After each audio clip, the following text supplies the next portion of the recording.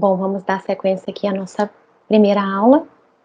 Nós estávamos falando sobre diferentes definições que nós podemos dar para o termo evolução e como que essas definições usadas no cotidiano, elas divergem do conceito da evolução do ponto de vista dos seres vivos, tá? A evolução biológica. E nós terminamos a aula anterior falando que a evolução é uma teoria científica, ou seja, ela é baseada em uma série de evidências que já foram testadas e testadas inúmeras vezes por vários cientistas através de vários experimentos utilizando diferentes métodos.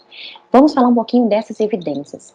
A primeira delas, pessoal, é a embriologia comparada. Aqui nessa imagem a gente está mostrando a embriologia, o desenvolvimento embrionário do ser humano, né, mostrando as diferentes etapas do desenvolvimento embrionário, mas quando eu comparo o desenvolvimento embrionário de diferentes vertebrados, especialmente nas fases iniciais do desenvolvimento, eu observo muitas similaridades.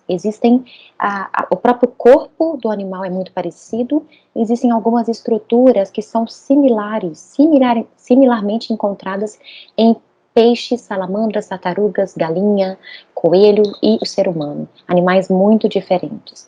Por que isso acontece, pessoal? Isso acontece porque nós, animais, né, todos do mesmo reino, descendemos de um mesmo ancestral comum, um ancestral que deu origem a todos os animais que nós conhecemos e aqueles que não existem mais. E essas estruturas, elas estavam presentes no início, nas etapas iniciais do desenvolvimento desse ancestral comum que nós compartilhamos. Que estruturas que são essas? A notocorda, que é uma estrutura de sustentação desse embrião, que será substituída pela coluna vertebral, e é essa estrutura que dá o nome a esse grande grupo, a esse filo de animais que são os cordados, as fendas faríngeas, que posteriormente, originam as brânquias nos peixes, e em outros vertebrados ela não é tão desenvolvida assim, mas ela forma estruturas relacionadas ao nosso aparelho auditivo.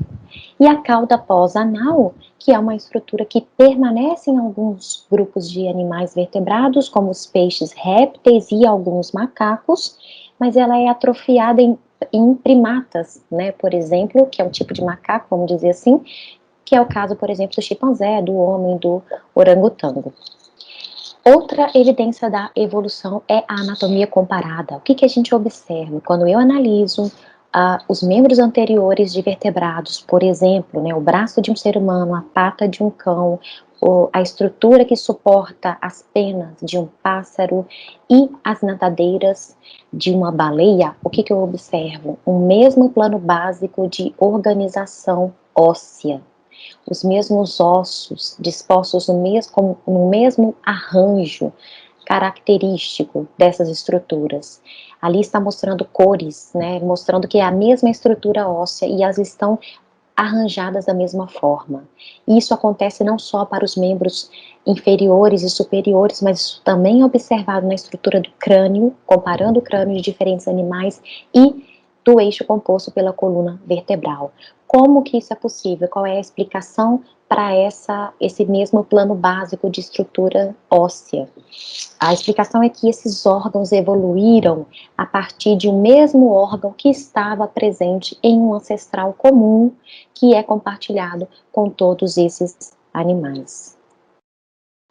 Essas estruturas que têm o mesmo plano básico de organização e, portanto, têm uma mesma origem embrionária e descendem de um mesmo ancestral comum exclusivo, elas são chamadas de estruturas ou órgãos homólogos. E eles podem, inclusive, desempenhar funções diferentes.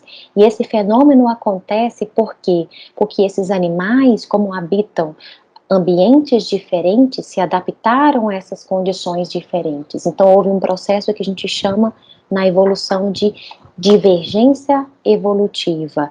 Cada grupo de animal se adaptou de forma diferente aos diferentes ambientes e uma mesma estrutura que no passado veio de um mesmo ancestral e que tem uma mesma origem embrionária, sofreu algumas adaptações, e isso é particular de cada história evolutiva. Outra evidência são os órgãos e estruturas análogas.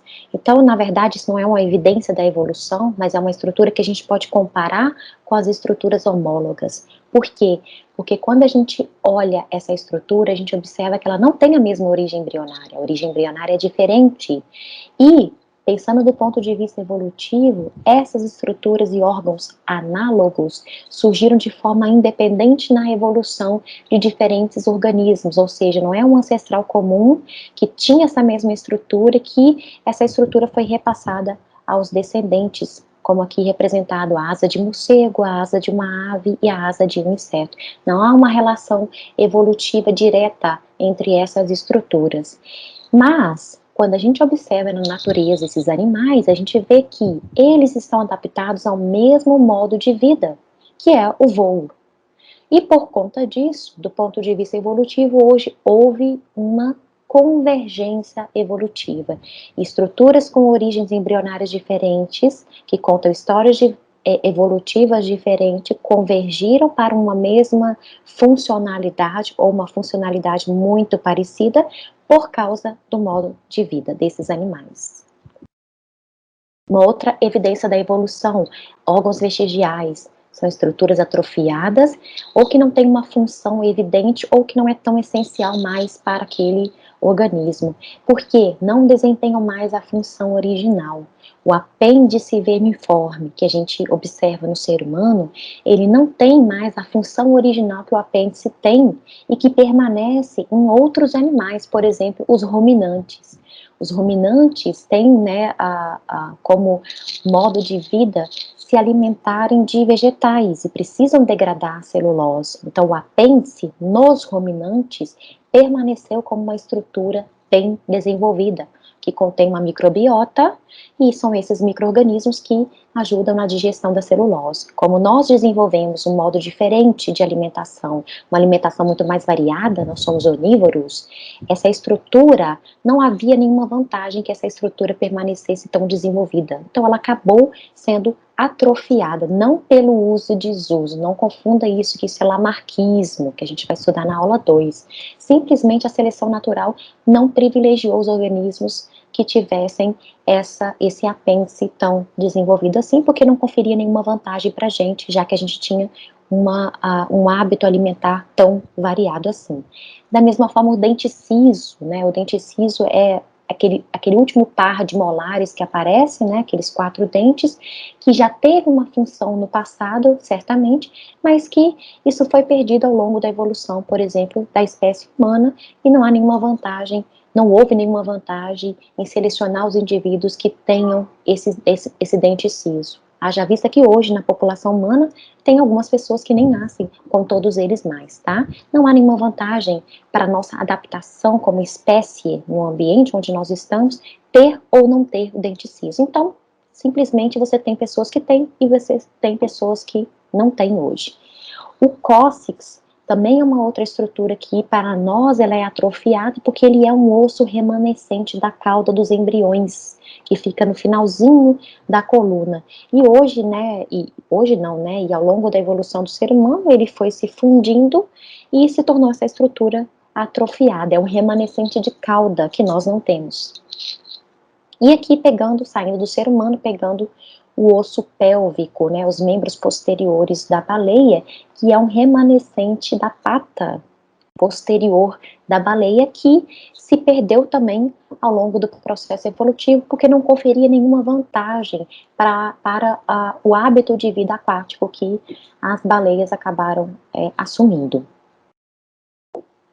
Uma outra evidência importante da evolução é o registro fóssil e a paleontologia, que é a ciência que estuda a vida passada, baseada no registro fóssil, e qual é a relação desses fósseis, dessas estruturas, esses vestígios deixados por seres vivos que viveram no passado, com os diferentes períodos de tempo geológico onde esses fósseis são descobertos.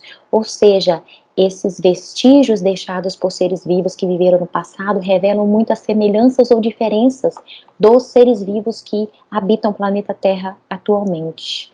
O que pode ser um fóssil? Qualquer parte.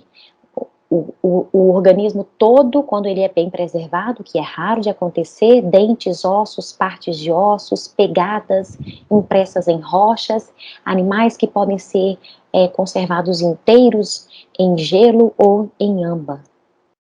A fossilização ela é um evento muito raro e ela depende de um conjunto de processos que levam à formação de um fóssil a partir de um organismo. Ele é lento e ele é raro.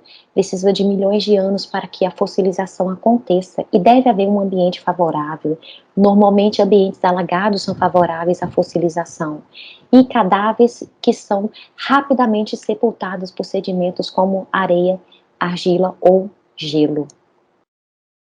A fossilização, ela pode levar à preservação de parte ou do corpo do organismo como um todo.